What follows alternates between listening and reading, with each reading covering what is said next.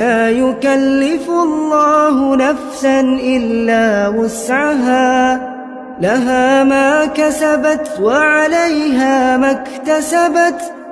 ربنا لا تؤاخذنا إن نسينا أو أخطأنا، ربنا ولا تحمل علينا إصرا كما حملته على الذين من قبلنا، ربنا ولا تحملنا